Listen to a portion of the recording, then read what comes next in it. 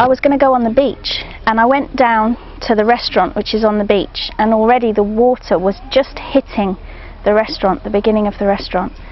And I thought to myself, oh, the water's high because of the full moon, maybe I just have to walk along the beach. And while I was thinking to myself, where shall I walk, there was a Sri Lankan man there in the restaurant with his daughter, and he just picked her up and walked away. And he left his mobile phone and his bag, and I thought, well, I'd better pick them up because they'll get wet. Picked them up for him, turned round, and I couldn't see him anymore. And I'm looking to see what's going on, and the water just took me away. And it swept me all the way into the kitchen. And it trapped me in the kitchen. And I was in the kitchen and I couldn't get out. And the water was coming up and up to the ceiling. And I could see Ravi in the next room, and he was just holding on. But I didn't want to just hold on because I was scared I'd get trapped if the water went all the way. So I swam out. Somehow I swam out. There were tables coming in and everything, and somehow I swam out. And then I was just clinging on to the middle, the pillar, to rest. And then there was another man at the other end, and I swam there, and I was trying to climb up on the roof. And while I was trying to climb up on the roof, the water level just dropped down to knee level, and then I could walk to the stairs and up. And I went upstairs. Ravi said to everybody, go upstairs, and then he said to everybody, get out and get down to the main road. And we came out, and I looked, and there was no road. I didn't know where to go. But the other guys, they came and they showed me which way to go. I mean, we were walking, I don't know what we were walking over.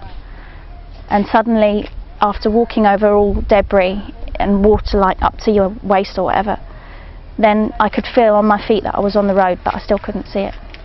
And then we climbed up the hill.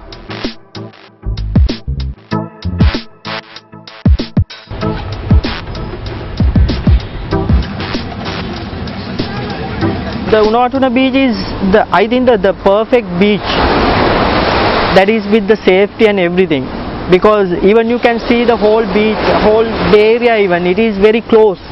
And you, for example, I will tell you, you can see the whole bay like that.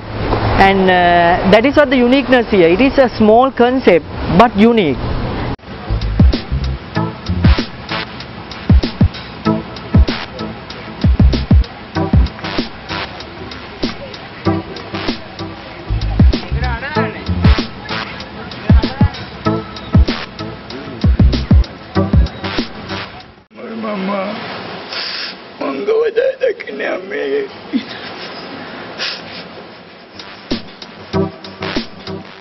I don't know, my mama coming for the 222 big car, the sea water coming, the school, here school take for the down, mother is lost.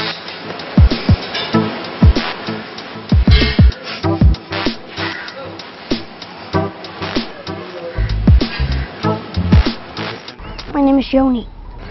Now I was in the hotel, and the water is very high, and it has come the hotel in, and many people cry and say to me, go outside, and then I go outside with other people, and the water is on the floor, and it has come up, and my shoes is falling, and I wanted up. It was an Italian man, he helped me, and I go to the bear, and then I go up, and also old woman, she sits on the bed, the water is coming and every building is broken, and the woman is falling and she was dead.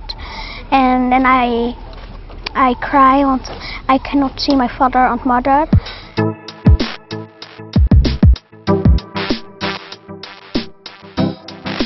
And many people say, come up, we go to here. Then I stay here 2 days out, and all family is not died.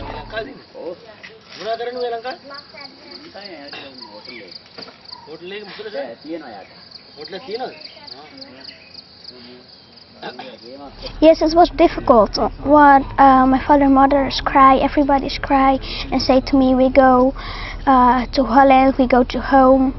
And my father, is doctor, and he helps somebody.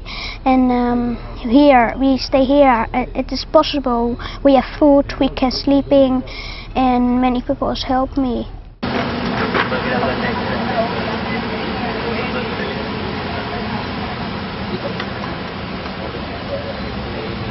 We've not really come across any authority at all. It's really been the local people looking after themselves. We've had people at the nearby temple giving out food and water. The only sort of indication of authority we've got is the occasional helicopter passing by. We're not entirely sure what's... yesterday I went down back to the beach to see what was happening there, but really got no sense of the government or the police or army making any sort of, creating any sort of security. It's really been everyone looking after themselves. So yeah, there's really been no help from a higher level, just local based help from the people themselves. Seen the helicopters. That's all that we've seen is the helicopters. We're lucky we have a doctor here with us. We have a Dutch doctor here with us, Luke. And he had medicine.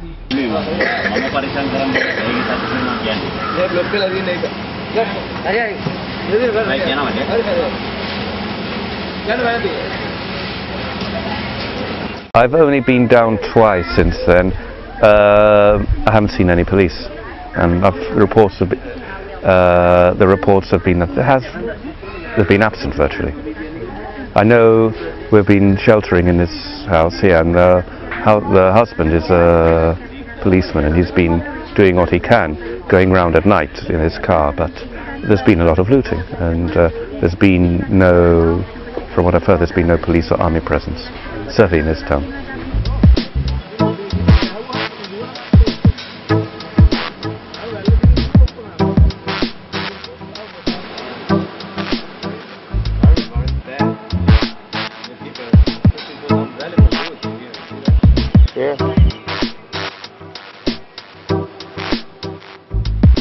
Some people have been criticizing the government for incompetence, but nothing like this. We've got to remember, nothing like this has occurred in this area. It's the worst earthquake in 50 years.